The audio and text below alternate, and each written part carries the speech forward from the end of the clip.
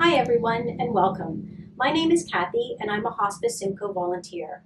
I spend time with families and children who know someone who either has a serious illness, is dying, or maybe has already died. We talk about thoughts and feelings and emotions. Sometimes these things are really hard to talk about and it makes us sad. But at hospice, we have great activities and games and books that we use to help us make these conversations a little bit easier. I'm going to share some of those with you today. Are you ready? I want to talk to you today about 5 important words that we use a lot at hospice. And I've got some friends here to help me talk to you about these words. So you can see that I've got 5 little cats here. And we use the cats for 2 reasons.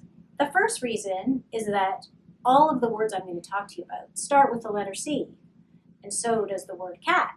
So we thought that it was kind of a fun idea to use cats to help explain these 5 C words.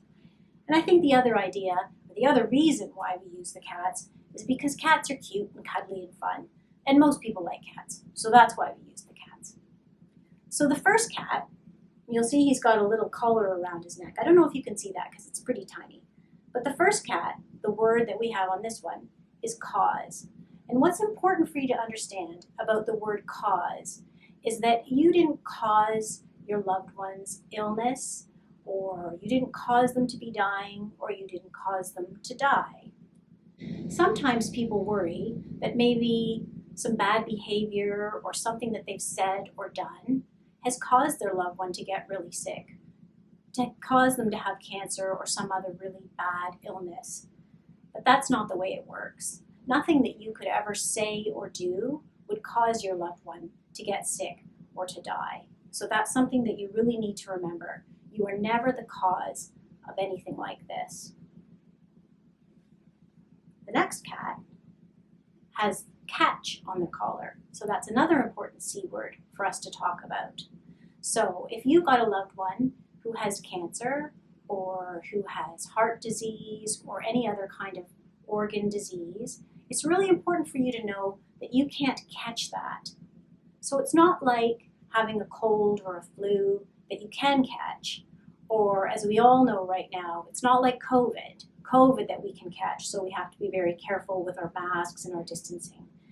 But the illnesses and the diseases that your loved one may be dying from or have died from is not something that you can catch.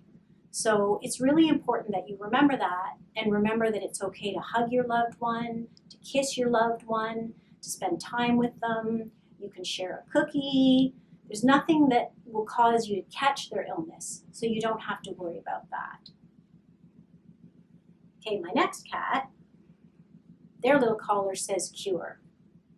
And this one, the word cure, is another important one because unfortunately the illnesses that your loved one might have right now or might have died from is something that can't be cured.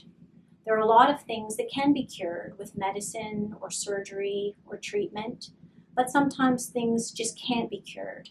So we worry about that. We worry that maybe we haven't done enough or that we haven't tried hard enough. But with some things and in some circumstances, there's really nothing that can be done, and the disease or the illness can't be cured, not like some of the other things that we get all the time, colds and flus and COVID. Okay, this next cat, their collar says care. So what you need to know is that there are always going to be adults in your life who can care for you. You'll never be on your own until you're old enough to take care of yourself.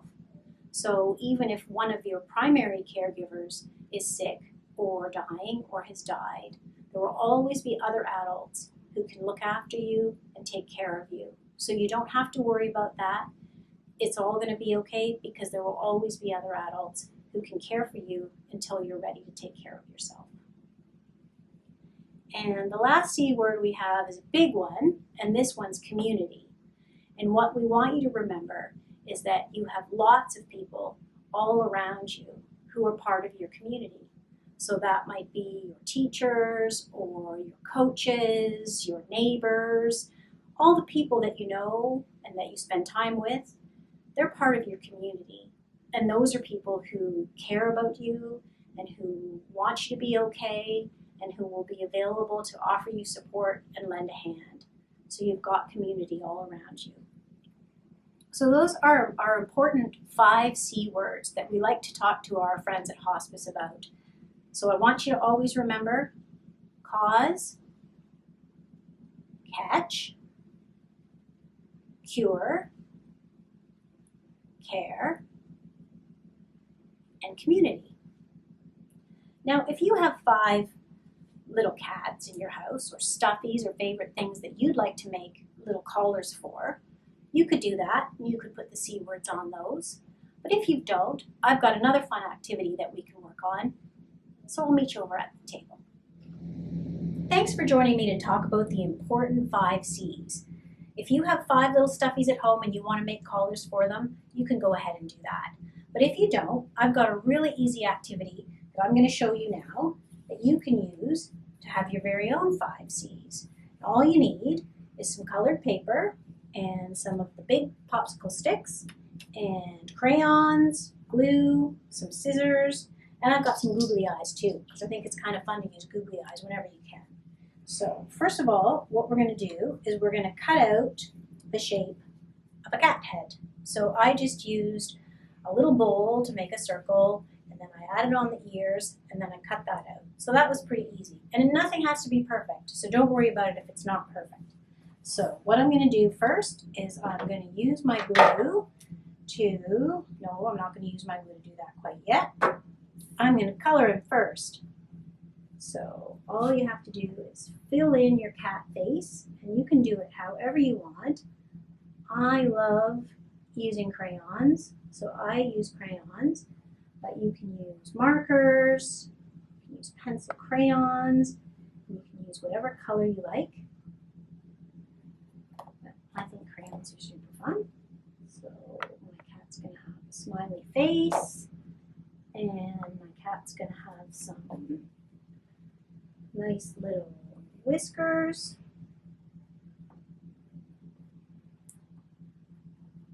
And my favorite part, always with cats, is their nice eyes. Their nice big eyes. So we'll color on some eyes. And if you have googly eyes, and you want to put some googly eyes on, I always think it's fun to put googly eyes on. So I'll glue those on.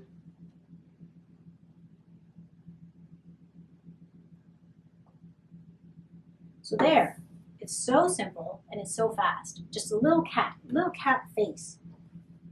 Okay, then what we're going to do is we're just going to glue him onto the top of this stick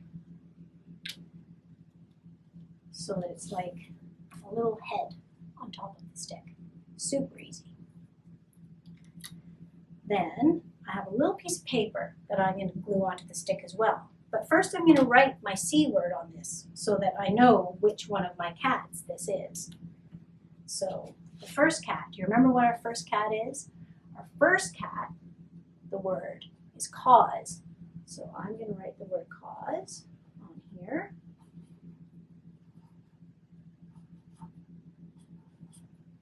Nothing you can do can cause your loved one's illness or their death. Remember that. So we've got cause on here. Put that on the stick.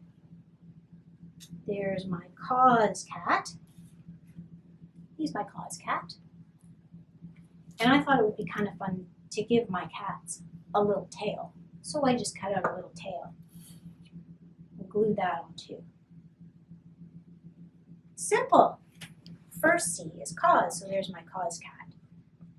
And then what I did was I made them for my other C's. So I have my cause cat, I have my catch cat, I have my cure cat, I have a care cat, and I have a community cat. So that's just a really fun and easy way for you to remember these C words, and they're really important C words. Cause, catch, cure, care, and community. Thanks for joining.